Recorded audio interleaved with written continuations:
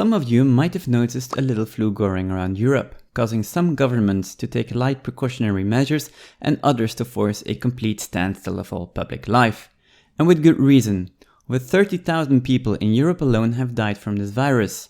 Starting in Italy and Spain, it spread like wildfire across Europe. With free movement of people, work, capital and goods, this is hardly surprising. However, it did seem to come as a surprise for the EU.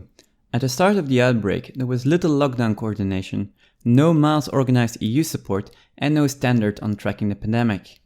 This hasn't gone by unnoticed by the media, and fortunately the EU has since then changed gears.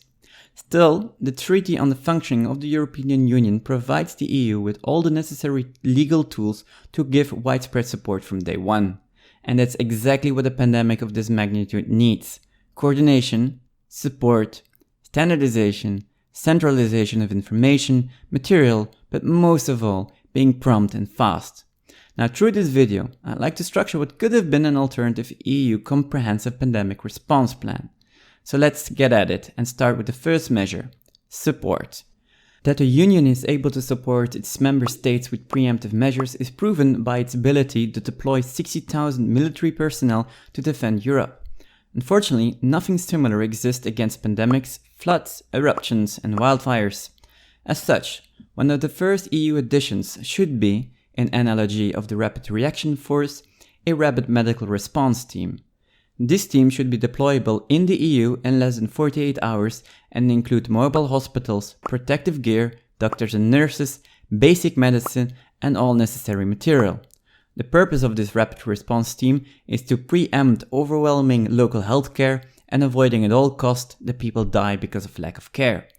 To be able to correctly assess where and when support is needed, the EU requires information, and that brings us to the second measure: the standardization, centralization, and accessibility of information.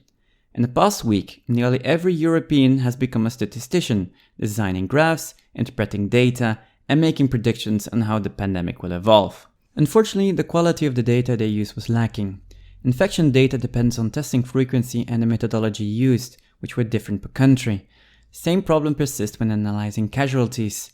Italy included in their casualty report every deceased person who was infected with the virus, whether they died from it or not, while the Netherlands only included victims that died in hospitals. Valuable data, like hospitalized patients and the numbers on intensive care, were less accessible. The EU also ought to have its own sophisticated centralized database and a trustworthy citizens' pandemic information platform. Currently, nearly every European news agency is dependent on US sources. That standardized data is important becomes clear in the third measure: identifying regions and zones to better direct efforts and implement a targeted response. South Korea efficiently dealt with the outbreak partly due to pinpointing exactly where outbreaks happened. They tested extensively, tracked those who were infected, and took targeted measures.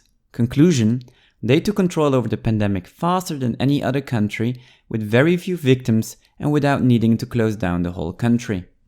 Europe can apply South Korea's tactic by pre-identifying regions, following up the infection rate in these regions, and take pre-agreed measures when these regions surpass a certain infection threshold.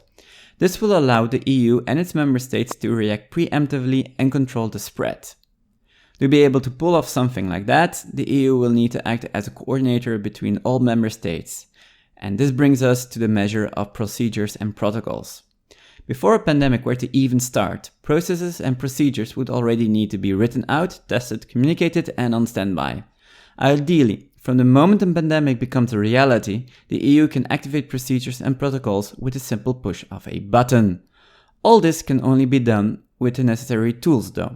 South Korea has proven that the tools exist. The EU just needs to acquire these expertise and technology to make sure the next time they not only have the right procedure, but the technology and tools to support these procedures.